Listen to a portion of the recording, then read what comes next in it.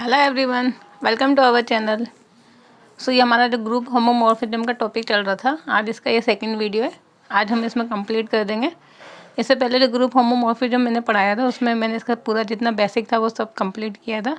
अब आज का जो पूरा वीडियो है वो सब इम्पोर्टेंट रिजल्ट्स पे बेस होगा कि होमोमॉर्फिज्म से रिलेटेड जितने भी इम्पोर्टेंट रिजल्ट्स हैं वो सब आज मैं इस वीडियो में कवर करूँगी।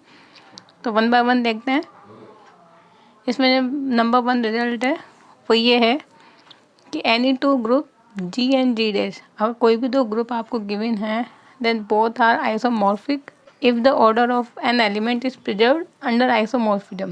इससे जस्ट पहले जो वीडियो था उसमें ये मैंने बताया था कि मैपिंग गिवन है किन्हीं भी दो ग्रुप में जी से जी डैश में, तो हम कैसे चेक करेंगे कि इट इज़ आइसोमॉर्फिज्म और नॉट। ठीक है ना। उसके लिए मेथड था कि अगर मैपिंग गिवन है और मैपिंग डिफाइंड है कि suppose f of x equal to 2 की पावर एक्स, तो अगर ये मैपिंग इस तरीके से तो आप चेक कर लेंगे it is 1 1 onto in homomorphism.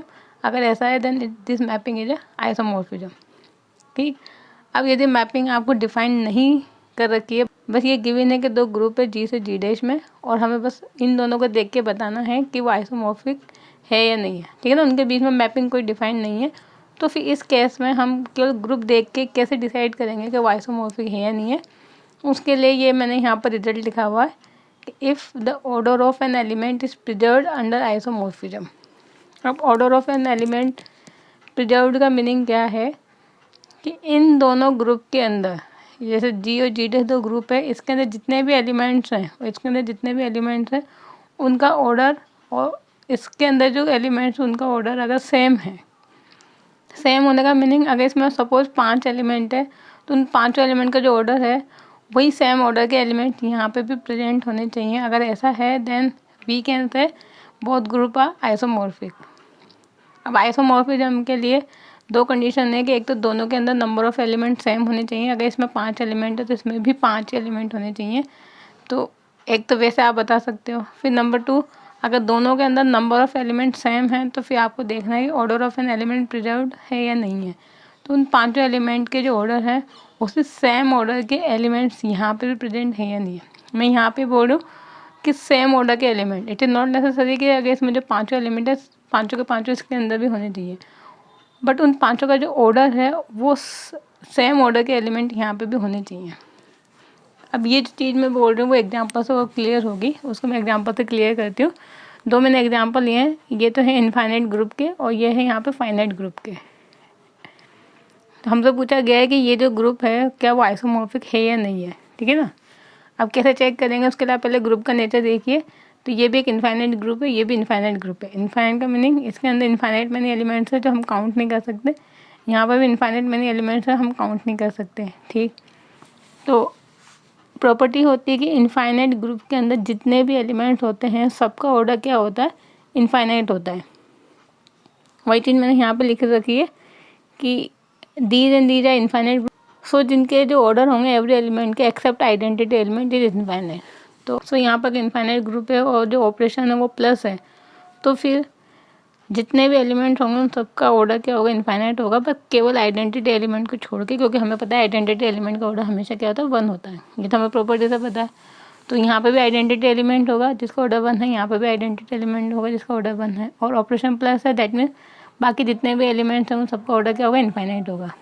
सो इस वजह से यहाँ पे order of an element is preserved under isomorphism. तो हम ये बोल सकते हैं कि जो एलिमेंट का ऑर्डर है वो प्रिजर्व्ड है आइसोमॉर्फिज्म के under. So that mean both group are isomorphic. अब इस चीज़ को मैं और थोड़ा क्लियर करती हूँ यहाँ फाइनाइट ग्रुप का एग्जांपल लेके। जैसे कि हमने यहाँ पे लिया, ये है Z4, तो ऑपरेशन हमने लिया एडिशन मॉड्यूलो 4। ये हमने लिया Z5, तो यहाँ पे लिया मल्टीप्लिकेशन मॉड्यूलो 5। ऑब्वियस है कि यहाँ पे पहले तो आपको देखने के दोनों के अंदर नंबर ऑफ़ एलिमेंट सेम है, तो Z4 बट ऑपरेशन +4 है तो ये 0 से स्टार्ट होगा, 3 पे कंप्लीट होगा। Z5 बट मल्टीप्लिकेशन ऑपरेशन है तो 1 से स्टार्ट हो गया, 4 पे कंप्लीट होगा। सो नंबर 1 दोनों के अंदर 4 एलिमेंट है तो आइसोमॉर्फिक हो सकते हैं।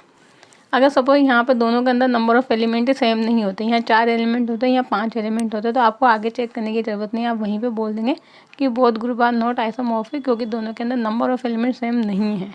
बट यदि नंबर ऑफ़ एलिमेंट सेम मिल जाते हैं तो फिर अब आगे आपको चेक करना होता है कि एलिमेंट का ऑर्डर प्रिजर्व्ड है। ठीक है ना, आप यहीं देख के नहीं बोल सकते कि दोनों के अंदर सेम नंबर ऑफ एलिमेंट है तो आइसोमॉर्फिक होंगे। तो दो चीज़ें हमेशा चेक करनी होती है आइसोमॉर्फिक के लिए, number of element and order of an element is preserved और नॉट। अब हम यहाँ पर देखेंगे एलिमेंट्स का ऑर्डर। तो Z4 है और ऑपरेशन है +4। अब ये एलिमेंट का ऑर्डर कैसे निकालते हैं वो तो मैंने एक पूरे वीडियो में बता रखा है वहाँ पे, तो आप अगर आपने नहीं देखा तो आप उसको जाके देखना। मैं यहाँ पर डायरेक्ट बता रही हूँ और थोड़ा सा हिंट दे देती हूँ कि कैसे फाइंड करेंगे। अब Z4 के लिए ये तो है आइडेंटिटी एलिमेंट, जिसका ऑर्डर तो हमेशा होगा 1। अब 1 2 3 का निकालना है, तो इस एलिमेंट के अंदर निकालना है। दैट मीन इस एलिमेंट को सेम एलिमेंट से प्लस करते जाएंगे जब तक कि आपको आइडेंटिटी एलिमेंट नहीं मिल जाता। तो जब 1 को 4 टाइम प्लस करेंगे तो इस ऑपरेशन की डेफिनेशन 4 माइनस करेंगे तो क्या आएगा 0। दैट मीन 4 टाइम ऐड किया तो इसका क्या हो गया, ऑर्डर कितना होगा 4। ठीक, ऐसे 2 को जब 2 टाइम ऐड करेंगे तो 2 2 + 4 माइनस करेंगे तो 0, यानी 2 का ऑर्डर कितना हो जाएगा 2। अब यहाँ पे आप वैसे भी देख सकते हो इनवर्स एलिमेंट की डेफिनेशन से हमें पता है कि order of A and order of inverse element क्या होता है, आपस में सेम होता है। ठीक है ना, तो अगर 1 यहाँ पे हमें 3 देखना है तो 3 क्या होगा, 1 का इन्वर्स होगा, क्योंकि 1 + 3 कितना होता है 4 होता है। दैट मीन ये भी 0, तो 1 का इन्वर्स 3 है, तो हम बोलेंगे ऑर्डर ऑफ 3 भी कितना होगा 4 के इक्वल। और आप चाहें तो इस डेफिनेशन से भी निकाल सकते हैं कि 3 को आपको तब तक ऐड करना है जब तक आइडेंटिटी एलिमेंट दैट मीन 0 ना मिल जाता। तो हमने यहाँ पे एलिमेंट के ऑर्डर निकाले, ये आ गए 1 4 2 4। अब नेक्स्ट हम Z5 में देखेंगे, तो 1 2 3 4 में 1 तो आइडेंटिटी एलिमेंट जिसका ऑर्डर होगा 1। अब 2, तो यहाँ पे हमें प्लस नहीं करना, यहाँ पे हमें मल्टीप्लाई करना है एलिमेंट को। कब तक, जब तक कि आपको आइडेंटिटी एलिमेंट 1 नहीं मिल जाता। ठीक, तो पहले 2 को 2 टाइम मल्टीप्लाई करेंगे, यानी 2 2 = 4। फिर 2 को वापस से मल्टीप्लाई करेंगे 3 टाइम, तो कितना 8। 8 में अगर 5 को डिवाइड करेंगे तो रिमाइंडर 3। फिर 2 को वापस हम करेंगे 4 टाइम, तो 2 की पावर 4 कितना 16। 16 में अगर 5 को डिवाइड करेंगे तो कितना रिमाइंडर 1। अगर रिमाइंडर 1 आ गई यानी 2 का ऑर्डर कितना हो जाएगा 4। ठीक, अब 2 का इन्वर्स देख लीजिए, तो 2 का इन्वर्स इन दोनों एलिमेंट में से कोई एक होगा। इनको मल्टीप्लाई करेंगे, सो 2 × 6, 6 में 5 को डिवाइड करेंगे 1, दैट मीन इसका इन्वर्स हो जाएगा 3। और रिमेनिंग बचा 4, तो 4 का स्क्वायर कितना 16। 16 में 5 को डिवाइड करेंगे रिमाइंडर 1, तो इसका ऑर्डर कितना 2। ठीक, तो इस तरीके से हम यहाँ पे एलिमेंट्स का ऑर्डर निकालते हैं। अभी जब मैंने एलिमेंट का ऑर्डर फाइंड करा तो आप देखेंगे कि एलिमेंट का ऑर्डर प्रिजर्व्ड है। प्रिजर्व्ड में अगर यहाँ पे कोई भी एक एलिमेंट है जिसका ऑर्डर 1 है, तो यहाँ पे भी एक एलिमेंट ऐसा मिल गया जिसका ऑर्डर 1 है। यहाँ पे 2 एलिमेंट ऐसे हैं जिनका ऑर्डर 4 है, तो यहाँ पे भी 2 एलिमेंट ऐसे हैं जिनका ऑर्डर 4 है। एक एलिमेंट ऐसा है जिसका ऑर्डर 2 है, तो एक एलिमेंट यहाँ पे भी ऐसा मिल गया जिसका ऑर्डर 2 है। तो इसे बोलते हैं हम एलिमेंट का ऑर्डर प्रिजर्व्ड होना। ठीक है ना। अब यहाँ पे मैंने 2 और एग्जांपल्स लिए हैं, इनमें भी हम समझते हैं कि हम कैसे चेक करेंगे आइसोमॉर्फिक है या नहीं है। ठीक, तो ये जो नेक्स्ट एग्जांपल है इसमें हमने लिया है ऑपरेशन। सबसे पहले आप ऑपरेशन देखेंगे, क्या लिया है मैंने यहाँ पे मल्टीप्लिकेशन। तो अगर ऑपरेशन मल्टीप्लिकेशन है तो आप ये ध्यान रखना कि 2 एलिमेंट होते हैं जिनका ऑर्डर क्या होता है फाइनाइट होता है। एक तो आइडेंटिटी एलिमेंट जिसका ऑर्डर 1 होगा, और एक -1 भी एक एलिमेंट ऐसा मिल जाएगा जिसका ऑर्डर क्या होगा फाइनाइट होगा। क्यों, क्योंकि -1 का स्क्वायर क्या होता है आइडेंटिटी के इक्वल 1 के इक्वल। तो अगर ऑपरेशन मल्टीप्लिकेशन है तो फिर आपको ये देखना है कि क्या ग्रुप में ये दोनों एलिमेंट प्रेजेंट है। अगर केवल एक ही एलिमेंट है तो एक ऑर्डर होगा फाइनाइट ऑर्डर का। अगर दोनों एलिमेंट प्रेजेंट है तो आप बोलेंगे 2 ऑर्डर है जिनका ऑर्डर फाइनाइट है। ठीक, केवल मल्टीप्लिकेशन ऑपरेशन में, नॉट प्लस। ठीक है ना, प्लस ऑपरेशन में ये नहीं होगा, मल्टीप्लिकेशन के केस में आपको दोनों एलिमेंट देखने होंगे। अब यहाँ चेक करते हैं इन दोनों कंडीशंस को। तो सबसे पहले मैंने लिया R+। क्या होगा, set of positive real numbers including 0। ठीक है ना, 0 से स्टार्ट होगा अप टू इन्फिनिटी। अब अगर इसमें R+ है यानी इसमें नेगेटिव रियल नंबर्स नहीं है, तो -1 इसके अंदर प्रेजेंट नहीं होगा। तो मल्टीप्लिकेशन ऑपरेशन होते हुए भी आप बोलेंगे केवल एक ही एलिमेंट है जिसका ऑर्डर फाइनाइट होगा, जो कि होगा आइडेंटिटी एलिमेंट। ठीक, तो यहाँ तक केवल एक एलिमेंट है जिसका ऑर्डर फाइनाइट है। अब Q0 पे आते हैं। तो Q0 क्या है, यहाँ पे सभी रेशनल नंबर एक्सेप्ट 0। तो सभी रेशनल नंबर का मीनिंग है पॉजिटिव भी होंगे नेगेटिव भी होंगे। अब पॉजिटिव नेगेटिव दोनों हैं, तो यहाँ पे इस सेट के अंदर 2 नंबर्स आपको ऐसे मिल जाएंगे, यानी 2 एलिमेंट ऐसे मिल जाएंगे जिनका ऑर्डर क्या है फाइनाइट है। एक तो 1, एक -1। अब यहाँ तो 2 फाइनाइट ऑर्डर के एलिमेंट है, बट यहाँ पे एक ही एलिमेंट है जिसका ऑर्डर फाइनाइट है। इसका मीनिंग ये होगा कि जो दोनों ग्रुप है वो आपस में आइसोमॉर्फिक नहीं होंगे, क्योंकि यहाँ पे एलिमेंट का ऑर्डर प्रिजर्व नहीं है। ठीक, तो एलिमेंट का ऑर्डर प्रिजर्व होने का मीनिंग अब समझ में आ गया होगा अच्छे से। क्या मीनिंग है इसका कि यहाँ पे जितने भी एलिमेंट्स हैं उनका जो ऑर्डर है उसी ऑर्डर के यहाँ पे एलिमेंट्स प्रेजेंट होने चाहिए। जैसे यहाँ पे 2 एलिमेंट है जिनका ऑर्डर फाइनाइट है, बट यहाँ पे केवल एक ही एलिमेंट ऐसा है जिसका ऑर्डर फाइनाइट है, ठीक है ना। इस वजह से ये दोनों ग्रुप क्या होंगे, आइसोमॉर्फिक नहीं होंगे। क्लियर। अब यही चीज़ अगर मैं यहाँ पे नेक्स्ट एग्जांपल में बताऊँ, ये हमने लिया सेट ऑफ पॉजिटिव और set of real number, but operation क्या लिया, प्लस। अगर यहाँ पे ऑपरेशन प्लस है तो प्लस में हमें पता है केवल एक ही एलिमेंट मिलता है फाइनाइट ऑर्डर का, बाकी सब एलिमेंट का ऑर्डर क्या होता है, इनफाइनाइट होता है। तो आप बोल देंगे it is the set of real number and it have only one element of finite order which is identity element. अब नेक्स्ट ग्रुप पे आते हैं आर प्लस, बट ऑपरेशन क्या है, मल्टीप्लिकेशन। अगर ऑपरेशन मल्टीप्लिकेशन है तो फिर 2 एलिमेंट होते हैं, बट के दोनों एलिमेंट इसके अंदर प्रेजेंट है, बस आपको वो देखना है।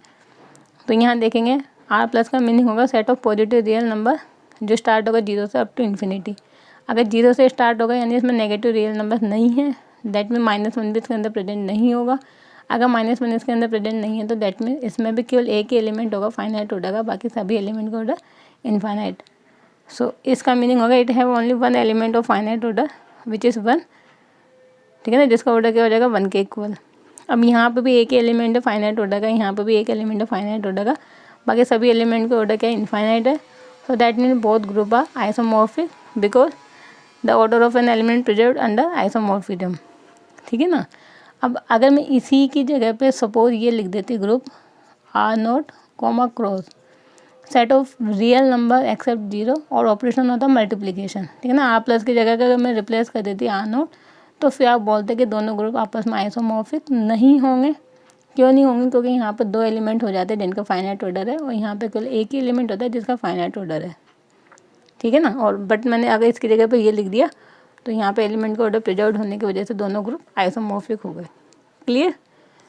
तो अब आई होप आपको टॉपिक समझ में आ गया होगा कि किसी भी ग्रुप को आइसोमॉर्फिक हम कैसे चेक करेंगे, ठीक है ना। अगर मैपिंग डिफाइन नहीं भी है तो भी हम बता सकते हैं इस रिजल्ट की हेल्प से कि ग्रुप आर आइसोमॉर्फिक और नॉट, बट कंडीशन अप्लाई है कि आपको वहाँ पे एलिमेंट के ऑर्डर फाइंड करना आना चाहिए।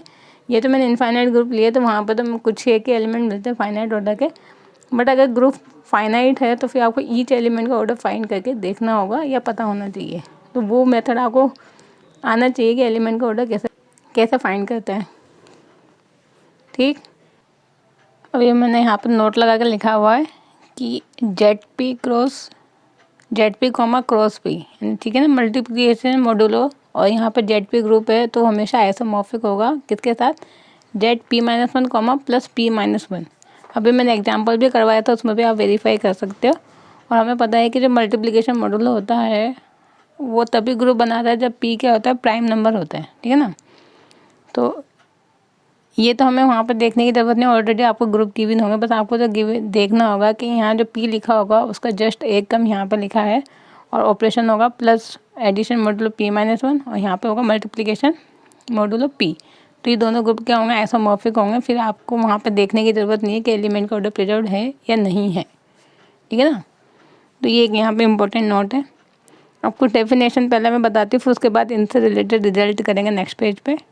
नंबर 1 है ऑटोमॉर्फिज्म ग्रुप क्या होता है, या फिर इन्हें बोलते हैं ग्रुप ऑफ ऑटोमॉर्फिज्म। क्या होते हैं, the set of all the automorphism, जितने भी ऑटोमॉर्फिज्म होंगे जो कि जी से जी में डिफाइंड होंगी, उन सभी ऑटोमॉर्फिज्म को अगर आप एक सेट में डाल देंगे then this set form a group for the composition operation of a function, ठीक है ना। कंपोजिशन ऑपरेशन क्या होता है, दिस वन, कि 2 फंक्शन को जब आप ऑपरेट करते हो तो इस ऑपरेशन में मल्टीप्लाई करते हो, उसे बोलते हैं कंपोजिशन ऑपरेशन ऑफ फंक्शन। तो ये हमेशा इस ऑपरेशन के लिए क्या बनाएगा, ग्रुप बनाएगा, और इस ग्रुप को हमने नाम दे दिया ऑटोमॉर्फिज्म ग्रुप, और उसको हम डिनोट करेंगे इस सिंबल से AUTG। तो AUTG कहीं अगर ये लिखा है तो इसका मीनिंग है इट इज़ ऑटोमॉर्फिज्म ग्रुप। तो इसके अंदर जितने भी फंक्शन या एलिमेंट होंगे वो सारे के सारे क्या होंगे, ऑटोमॉर्फिज्म होंगे, जो कि ग्रुप जी से ग्रुप जी में डिफाइंड होंगे, ठीक। फिर उसके बाद नेक्स्ट डेफिनेशन आती है इनर ऑटोमॉर्फिज्म। अब क्या होती है इनर ऑटोमॉर्फिज्म, तो उसके लिए हमने एक ही बेसिक डिफरेंस होगा इनर ऑटोमॉर्फिज्म के लिए कि माना जी अगर कोई ग्रुप है और ए उसका कोई एलिमेंट है, ठीक है ना, A belongs to G, then a mapping तो जो एक मैपिंग होगी वो जो इस तरीके से डिफाइंड है एफ ऑफ ए जी से जी में defined at f of A x equal to A x A inverse. अगर कोई मैपिंग इस तरीके से डिफाइंड है, ए क्या है यहाँ पे ग्रुप का एलिमेंट है, तो ग्रुप के अंदर जितने भी एलिमेंट हैं उन सभी एलिमेंट के लिए आप अगर इस टाइप से कोई मैपिंग बना सकते हो then this mapping is known as inner automorphism. ठीक, अब यहाँ पे फिर डेफिनेशन आती है the group of inner automorphism. ये जितने भी हमने इनर ऑटोमॉर्फिज्म डिफाइन की इनको वापस आप एक सेट में डाल देंगे, then this set form a group for the same operation composite operation of the function. तो इस सेट को हमने नाम दे दिया इनर ऑटोमॉर्फिज्म ग्रुप। इसमें क्या होंगी, सारी इनर ऑटोमॉर्फिज्म होंगी जो कि इस तरह से डिफाइंड होंगी। एफ ऑफ ए, यहाँ पे कोई ना कोई एलिमेंट लेना होगा आपको ग्रुप का, ठीक है ना, और वो इस तरीके से डिफाइंड होंगी F of A x equal to A x A inverse and for all A belongs to G. ठीक, तो ये तो होगी basic definition automorphism group and inner automorphism group. अब इन पर बेस्ट रिजल्ट्स देखते हैं। अब ये यहाँ पे मैंने रिजल्ट लिखे हुए हैं इनर ऑटोमॉर्फिज्म और ऑटोमॉर्फिज्म से रिलेटेड। इनको वन बाय वन देखते हैं। जैसे पहला रिजल्ट है इसमें है कि जी अगर अबिलियन ग्रुप गिवन है, ठीक है ना, देन जो ग्रुप ऑफ इनर ऑटोमॉर्फिज्म होगा उसमें केवल एक ही एलिमेंट होगा, वो होगा आइडेंटिटी मैपिंग। आई का मीनिंग मैंने यहाँ पर लिखा हुआ आइडेंटिटी मैपिंग। अब आइडेंटिटी मैपिंग क्या होती है उसको मैंने यहाँ पे शो भी कर रखा है। ये होती है इनर ऑटोमॉर्फिज्म की डेफिनेशन कि एक मैपिंग जो कि इस एलिमेंट पे डिफाइंड होगी जी से जी में इस तरीके से कि f of A x equal to A x A inverse होगा। ठीक, अब ये सारे एलिमेंट ए एक्स और ए इनवर्स सारे एलिमेंट किसके, ग्रुप जी के। ठीक, अब जी क्या दे रखा है, अबिलियन ग्रुप दे रखा है, यानी कम्यूटेटिव प्रॉपर्टी को होल्ड करेगा। तो किन्हीं भी दो पे आप कम्यूटेटिव प्रॉपर्टी लगा दो, या तो इन दोनों पे लगा दो या इन दोनों पे लगा दो। ठीक, तो मैंने पिछले दो एलिमेंट का एक साथ लिखा, अब इन पर कम्यूटेटिव प्रॉपर्टी अप्लाई की, एक्स ए इनवर्स को लिख दिया ए इनवर्स एक्स। अब यहाँ पे एसोसिएटिविटी अप्लाई करके ए इनवर्स साथ में लिखा, एलिमेंट एलिमेंट के इनवर्स को ऑपरेट करे तो आइडेंटिटी, आइडेंटिटी को किसी से ऑपरेट करें तो एलिमेंट आता है। तो अब ये जो है यहाँ पे इस तरीके से आ रहा है कि एफ ऑफ ए एक्स बराबर एक्स आ रहा है। तो ये जो होती है वो आइडेंटिटी मैपिंग की डेफिनेशन होती है। यदि किसी भी एलिमेंट की मैपिंग अगर वही एलिमेंट आ जाता है दैट में this mapping is identity mapping. ठीक है ना, और अगर ग्रुप जी अबिलियन है तो चाहे आप यहाँ पे कोई से भी एलिमेंट ले लीजिए वो हमेशा उसी एलिमेंट को मैप करेगा। सो इस वजह से इनर ऑटोमॉर्फिज्म में हमेशा एक ही एलिमेंट मिलेगा आपको आइडेंटिटी मैपिंग। ठीक है ना, अब इस पर क्वेश्चन कैसे पूछा जाता है, ये जो मैंने यहाँ पर रिजल्ट लिखा हुआ उसके लिए मैंने एग्जाम्पल यहाँ मेंशन कर रखा है। जी अबिलियन है तो इनर ऑटोमॉर्फिज्म में केवल एक ही एलिमेंट होगा, ठीक है ना, ग्रुप ऑफ इनर ऑटोमॉर्फिज्म में। अब जैसे यहाँ क्वेश्चन है कि यदि एफ जो कि Z10 से Z10 में डिफाइंड है, हमें पता है कि जितने भी ZN ग्रुप होते हैं वो सारे क्या होते हैं, अबिलियन प्लस साइक्लिक दोनों ही होते हैं। Then total number of inner automorphism of a group Z10। तो ये जो ग्रुप गिवन है आपको इसके लिए total number of inner automorphism पूछी गई है। अब total number of inner automorphism कैसे निकालते हैं उसके लिए मैंने फॉर्मूला भी लिखा रखा है। बट अगर ग्रुप स्पेशली आप देख लीजिए अगर साइक्लिक है या अबिलियन है तो फिर आपको फॉर्मूला अप्लाई करने की ज़रूरत नहीं है, आप डायरेक्ट आंसर दे देंगे कि total number of inner automorphism हमेशा एक ही मिलेगी जो कि होगी आइडेंटिटी मैपिंग। ठीक है ना, इसके अलावा ज़्यादा और नहीं मिलेगी आपको। और अगर ग्रुप जी अबिलियन या साइक्लिंग नहीं है तो फिर कैसे निकालेंगे total number of inner automorphism, उसके लिए फॉर्मूला मैंने लिखा हुआ है कि order of inner automorphism equal to order of G upon order of centre of G. यानी कोई भी ग्रुप का ऑर्डर और उसके सेंटर के ऑर्डर को डिवाइड कर दीजिए तो फिर आपको क्या मिल जाएंगे total number of inner automorphism.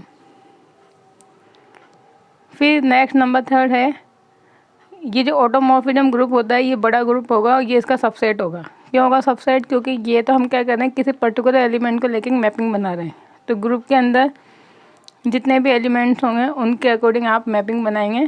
So that means ये जो ग्रुप होगा वो छोटा ग्रुप मिलेगा और ये बड़ा ग्रुप मिलेगा, या फिर इसके बराबर मिल सकता है। ठीक है ना, इससे बड़ा नहीं होगा, या तो दोनों बराबर होंगे या इसका सबसेट होगा। So number one inner automorphism group is always subset या इक्वल टू ऑटोमॉर्फिज्म ग्रुप। अब ये इसका सबसेट है तो ये इसके लिए सब ग्रुप भी बनाएगा क्योंकि दोनों आपस में इंडिविजुअल क्या है ग्रुप है। ठीक है ना, तो हमें पता है बाय द डेफिनेशन ऑफ सब ग्रुप अगर H सबसेट है जी का और ये भी अगर इंडिविजुअल ग्रुप है ये भी ग्रुप है तो ये क्या बनेगा, इसके लिए सब ग्रुप बनेगा। ठीक, अब ये सब ग्रुप है तो प्रॉपर्टी ये है कि जो इनर ऑटोमॉर्फिज्म ग्रुप होता है वो हमेशा नॉर्मल सब ग्रुप होगा ऑटोमॉर्फिज्म ग्रुप का। अब ऑटोमॉर्फिज्म ग्रुप के लिए आपको एक प्रॉपर नॉर्मल सब ग्रुप मिल गया, ये इसका सबसेट है, यानी ये इसका प्रॉपर नॉर्मल सब ग्रुप है। अब अगर प्रॉपर नॉर्मल सब ग्रुप है तो सिंपल ग्रुप की डेफिनेशन हम जानते हैं कि अगर कोई ग्रुप जी का कोई भी प्रॉपर नॉर्मल सब ग्रुप नहीं होता है, हम यहाँ लिखते हैं नो प्रॉपर नॉर्मल सब ग्रुप, तो फिर वो ग्रुप क्या होता है, सिंपल होता है, ठीक है ना, by the definition of simple group. But हमें इसका एक प्रॉपर नॉर्मल सब ग्रुप मिल गया, दैट मीन्स ये यहाँ पे क्लियर है कि जो ऑटोमॉर्फिज्म ग्रुप होंगे वो कभी भी सिंपल ग्रुप नहीं बनेंगे, नेवर सिंपल। क्यों नहीं बनेंगे? क्योंकि it have a and proper normal सब ग्रुप, क्योंकि इसके लिए एक प्रॉपर नॉर्मल सब ग्रुप एग्जिस्ट करेगा हमेशा ही, क्योंकि इनर ऑटोमॉर्फिज्म ग्रुप होगा। तो ये जो मैं सब यहाँ पे लिख रही हूँ ये डायरेक्ट ऑप्शन में गिवन होते हैं, 4 आपको ऑप्शन गिवन होते हैं जिनमें ये लैंग्वेज लिखी होती है जो मैं यहाँ पे बता रही हूँ। तो इनको अच्छे से आप शॉर्ट नोट प्रिपेयर करते हुए चलना, ये जब चीज़ें याद होंगी तो ही आप इस टाइप के क्वेश्चन का ईजिली अटैम्प्ट कर पाएंगे, ठीक है ना। बट उनके लिए जो 4 ऑप्शन में लिखी होती हैं लैंग्वेज, वो 4 ऑप्शन हमें क्लियर होने चाहिए, तभी हम उनमें से सही या गलत को आइडेंटिफाई कर सकते हैं, ठीक। ये मैंने बता ही दिया अभी एग्जाम्पल आपको कि यहाँ पर अगर ये ग्रुप साइक्लिक है या फिर अबिलियन है तो इनर ऑटोमॉर्फिज्म हमेशा 1 मिलेगी। अब इस पे बेस भी मैं क्वेश्चन करवा देती हूँ कि यदि हमें साइक्लिक एबिलियन नहीं गिवन है तो फिर हम कैसे यहाँ पे आइडेंटिफाई करेंगे ऑर्डर ऑफ इनर ऑटोमॉर्फिज्म। तो ये यहाँ पे अब 3 एग्जांपल्स और मेंशन कर रखे हैं, वो जो हमने रिजल्ट लिखे थे उनको कैसे यूज़ करेंगे यहाँ पे। तो 1 बाय 1 तीनों एग्जाम्पल को हम देखते हैं। जैसे ये एग्जाम्पल है, इसमें है कि जी अगर नॉन अबिलियन ग्रुप है। अब यहाँ पे ये अंडरलाइन करने वाली चीज़ है कि जी को क्या गिवन है, नॉन अबिलियन, और नॉन अबिलियन ग्रुप का ऑर्डर कितना गिवन है, 125। Then the total number of inner automorphism of G. तो यहाँ पे एक रिजल्ट काम में आएगा जो मैंने अबिलियन ग्रुप में पढ़ाया था कि अगर कोई ग्रुप जी है वो नॉन अबिलियन ग्रुप है जिसका ऑर्डर क्या है, पी क्यूब है, तो उसके सेंटर में हमेशा कितने एलिमेंट होंगे, पी एलिमेंट होंगे। ये रिजल्ट मैंने वहाँ लिखवाया था, वही हमें यहाँ पे काम लेना है। 125 का मीनिंग है 5 का क्यूब यानी P cube. So centre of G के कितने एलिमेंट होंगे, 5, ठीक है ना, पी के इक्वल। अब इनर ऑटोमॉर्फिज्म का हमने क्या लिखा था यहाँ पर formula, it is equal to order of G upon order of centre of G. तो 125 अपॉन 5 दैट मीन 25। तो इस तरीके से हमें यहाँ पर फॉर्मूला बेस्ड क्वेश्चन पूछे जाते हैं। बट प्रॉब्लम ये है कि हमें फॉर्मूलेस पता होंगे तो ही हम इनको सॉल्व कर सकते हैं ऐसे क्वेश्चंस को, ठीक। फिर नेक्स्ट है इफ़ S5, ये होता है वैसे सिमेट्रिक ग्रुप होता है SN। तो अभी मैं जब परमुटेशन ग्रुप स्टार्ट करूँगी, अब इसके जस्ट बाद जो हमारा नेक्स्ट वीडियो होगा वो परमुटेशन ग्रुप पे होगा, उसमें इन सिमेट्रिक ग्रुप को मैं अच्छे से एक्सप्लेन करूँगी। बट अभी हम यहाँ पर क्वेश्चन देख लेते हैं। क्या क्वेश्चन है कि अगर S5 एक सिमेट्रिक ग्रुप है जिसमें n की वैल्यू कितनी ली हमने, 5, तो फिर हमसे क्या बोला गया, total number of inner automorphism. अब ग्रुप क्या गिवन है आपको, सिमेट्रिक ग्रुप, तो इसकी प्रॉपर्टीज़ हमें पता होनी चाहिए। तो वो क्या होती है वो तो मैं वहाँ पे एक्सप्लेन करूँगी डिटेल में, अभी मैं यहाँ पर रिजल्ट बता देती हूँ। अगर ग्रुप यहाँ पे क्या गिवन है आपको, सिमेट्रिक ग्रुप, चाहे कोई सा भी सिमेट्रिक ग्रुप हो, नॉट S5, ये मैंने जनरल लिखा हुआ है कि सिमेट्रिक ग्रुप का जो सेंटर होता है, ठीक है ना, जेड जी की जगह पर अगर हम सिमेट्रिक ग्रुप ले लेते हैं तो उसमें केवल आइडेंटिटी एलिमेंट होगा हमेशा, चाहे एन की वैल्यू आप कोई भी ले लें, 3, 4, 5 एंड सो ऑन, ठीक है ना। अगर एन की वैल्यू 3 या 3 से बड़ी वैल्यू है तो सिमेट्रिक ग्रुप के सेंटर में हमेशा आइडेंटिटी एलिमेंट होगा। तो इस प्रॉपर्टी को काम में लेते हुए जब हम इसको यहाँ पर सॉल्व करेंगे तो जी जो आपको गिवन है S5, तो इसका ऑर्डर कितना होता है, सिमेट्रिक ग्रुप का ऑर्डर होता है हमेशा n फैक्टोरियल के इक्वल, जो भी यहाँ पे n गिवन होता है उसके इक्वल होता है। तो यहाँ पे 5 गिवन है तो 5 फैक्टोरियल मीन्स 120 हो जाएगा। अब order of centre of SN, तो अभी मैंने लिखा कि SN में केवल एक एलिमेंट होगा, चाहे n की वैल्यू हम कुछ भी लिखें, तो n की वैल्यू 5 है तब भी ऐसे सेंटर में हमेशा 1 एलिमेंट होगा। सो जब हम फॉर्मूला अप्लाई करेंगे order of G upon order of centre of G, तो दैट मीन्स आंसर किसके इक्वल होगा, 120 के इक्वल, ठीक है ना, 120 अपॉन 1 यानी 120। तो आंसर क्या हो जाएगा, बी। तो ये इस रिजल्ट पे बेस्ट क्वेश्चन है।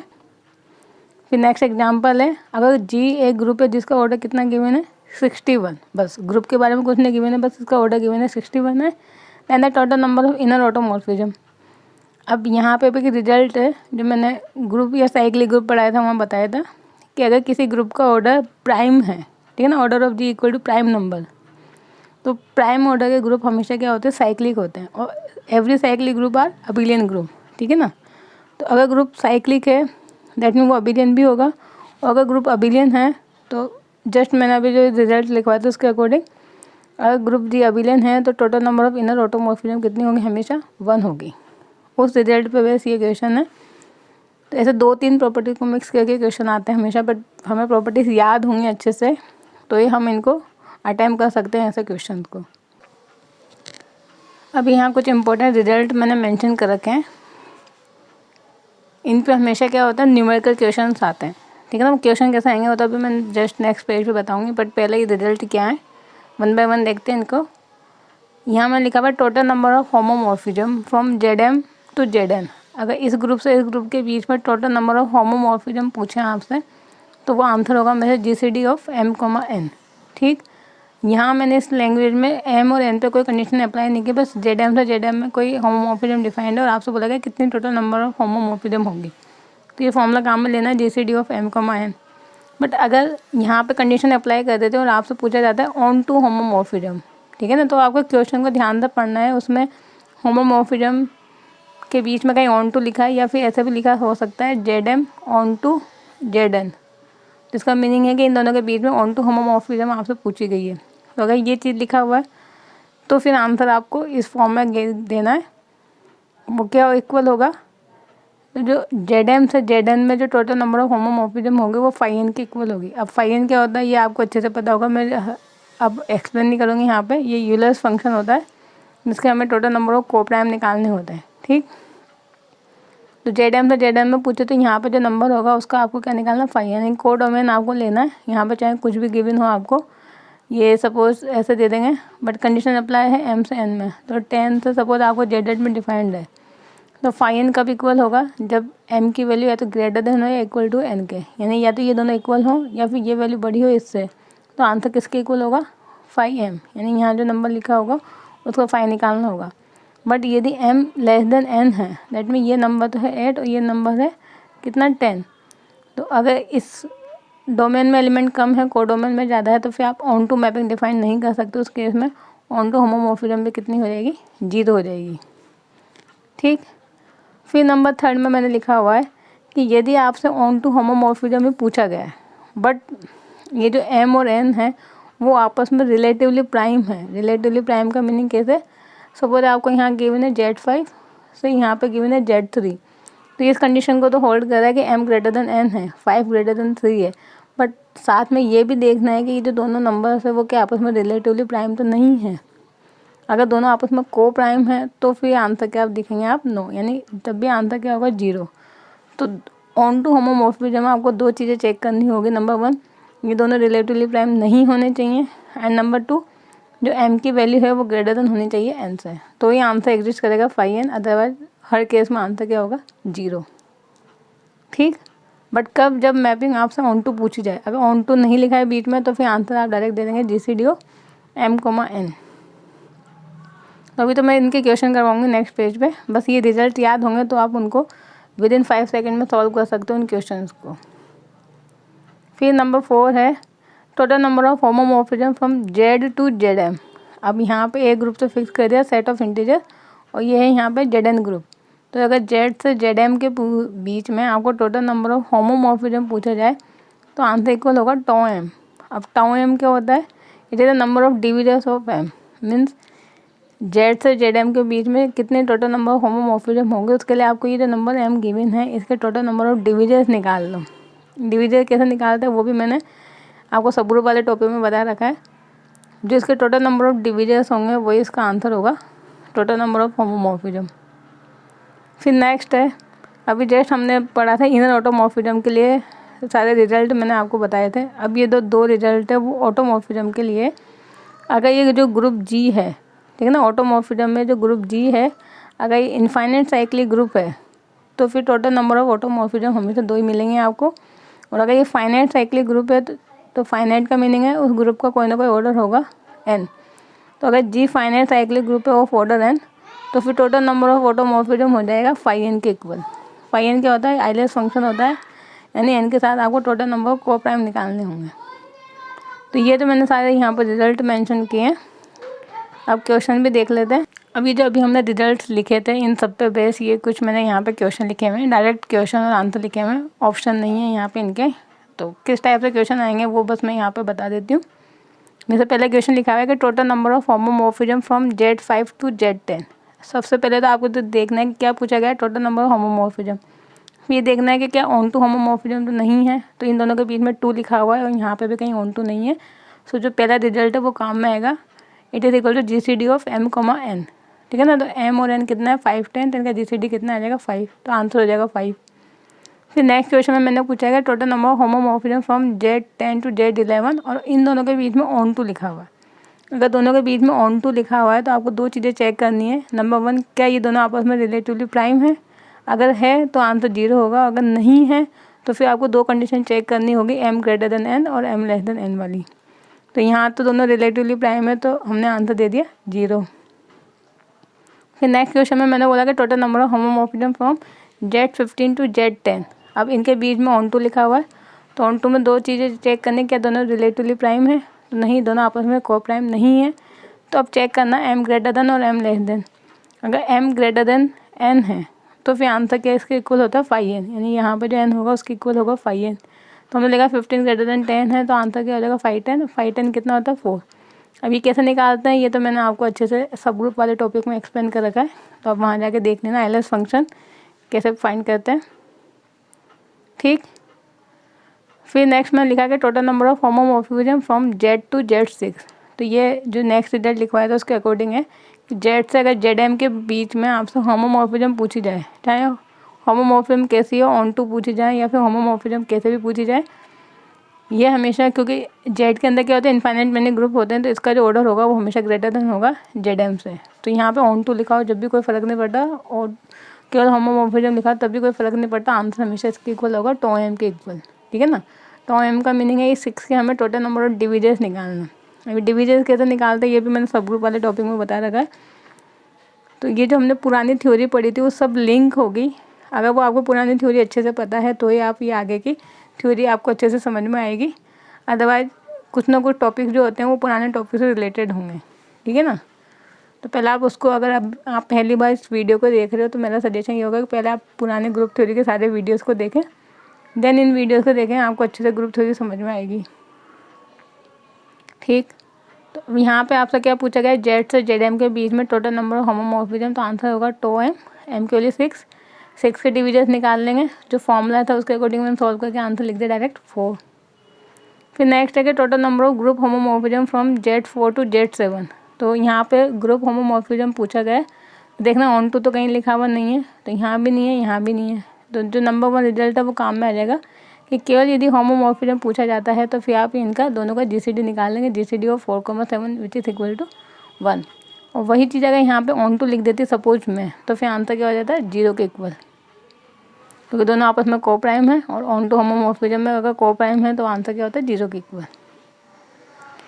फिर जो ऑटोमॉर्फिज्म पे मैंने अभी 2 रिजल्ट लिखवाए, तो उन पर क्वेश्चन किस तरीके से पूछे जाएंगे, उनकी लैंग्वेज ये होगी जो मैंने यहाँ मेंशन कर रखी है कि total number of isomorphism.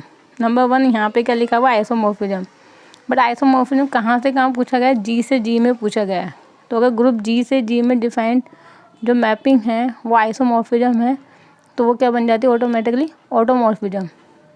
Automorphism और आइसोमॉर्फिज्म में एक ही डिफरेंस होता है, अगर दोनों ग्रुप डिफरेंट हैं और अगर जो मैपिंग है 1-1 ऑन टू होमोमॉर्फिज्म है तब तो आइसो बनेगी, और अगर 1-1 ऑन टू होमोमॉर्फिज्म दोनों ही हैं तो जो आइसोमॉर्फिज्म होगी वो ऑटोमॉर्फिज्म बन जाएगी, जब डोमेन एंड कोडोमेन दोनों इक्वल होंगे। तो जो हमेशा लैंग्वेज होगी वो ये लिखी हुई आएगी जो मैं यहाँ लिख रही हूँ कि यहाँ तो नाम लिखा होगा आइसोमॉर्फिज्म, बट जब ग्रुप देखेंगे आप तो G से G में डिफाइंड होगा, यानी डोमेन कोडोमेन इक्वल होंगे। तो इसका मीनिंग है आपसे टोटल नंबर ऑफ ऑटोमॉर्फिज्म पूछा जा रहा है बेसिकली। ठीक है ना, अब अगर टोटल नंबर ऑफ ऑटोमॉर्फिज्म पूछा जाएगा तो रिजल्ट केवल साइक्लिक के लिए ही है, तो यहाँ पे आपको 100% साइक्लिक ग्रुप ही गिवन होंगे। अगर साइक्लिक ग्रुप नहीं है तो फिर उनके लिए कोई रिजल्ट अवेलेबल नहीं है ऑटोमॉर्फिज्म के लिए। तो 2 रिजल्ट लिखवाए तो उन दोनों से देखने के जो G है वो फाइनाइट है इनफाइनाइट है। तो यहाँ पे G से G में डिफाइंड है where this G is a cyclic group of order 20। अगर G साइक्लिक ग्रुप है जिसका ऑर्डर n है, तो हमने अभी आंसर क्या लिखा था 5n के इक्वल, तो आपको 520 निकालना होगा। 520 किसके इक्वल होगा 8 के इक्वल। ठीक, 5 का जो यहाँ पे फॉर्मूला होगा उस फॉर्मूला से आप इसको सॉल्व करेंगे, आंसर कितना आ जाएगा 8। इसी तरीके से अगर टोटल नंबर ऑफ आइसोमॉर्फिज्म पूछा जाए, बट आइसोमॉर्फिज्म कहाँ से कहाँ Z से Z में, तो अगर ग्रुप जी से पूछा जाता है तो आइसोमॉर्फिज्म क्या बन जाती है, ऑटोमॉर्फिज्म। तो आपसे कुल मिलाकर टोटल नंबर ऑफ ऑटोमॉर्फिज्म पूछी जा रही है। और ग्रुप क्या गिवन है आपको, सेट ऑफ इंटीजर। और सेट ऑफ इंटीजर हमें पता है ऑटोमेटिकली ये अंडरस्टूड हमारे लिए कि it is infinite cyclic group. And अगर ग्रुप आपको इनफाइनाइट साइक्लिक ग्रुप गिवन है तो आपको बिना सॉल्व करे आंसर देना है 2, कि total number of automorphism of set of integer is equal to 2। ठीक, तो ये यहाँ पे कुछ इंपॉर्टेंट रिजल्ट्स और उन पर बेस मैंने क्वेश्चन करवाए हैं आपको, और इनके कुछ और क्वेश्चन मैं आपको टेलीग्राम पे प्रोवाइड करवा दूँगी, जिससे आपको ये जो रिजल्ट्स हैं और अच्छे से क्लियर होंगे। और अगर किसी भी क्वेश्चन में या कहीं भी आपको कोई प्रॉब्लम में डाउट आता है तो मुझसे आप व्हाट्सअप करके पूछ सकते हो 8503936753। जब भी मैं फ्री होंगी तो मैं आपके क्वेश्चन का आंसर कर दूँगी, ठीक है ना। बट आप उनको मेरा सजेशन है कि आप क्वेश्चन को भी सॉल्व करना साथ के साथ, तभी इनकी थ्योरी की प्रैक्टिस होगी। ये पूरा थ्योरेटिकल पार्ट है, तो थ्योरी तभी आपको क्लियर होगी जब आप उनके बेस पे या उनसे रिलेटेड क्वेश्चन सॉल्व करेंगे। ठीक, तो ये हमारा ये टॉपिक कंप्लीट होता है ग्रुप होमोमॉर्फिज्म। अगर इसमें कुछ और रह गया होगा टॉपिक तो मैं वो नेक्स्ट वीडियो में आपको कवर करवा दूँगी, बट मैक्सिमम हमने ग्रुप होमोमॉर्फिज्म अब कवर कर लिया। अब हम नेक्स्ट वीडियो में स्टार्ट करेंगे परम्यूटेशन ग्रुप और उसकी properties. So I hope guys you like this video, and if you like then please like, share and subscribe our channel, and thank you for watching my videos guys. Thank you.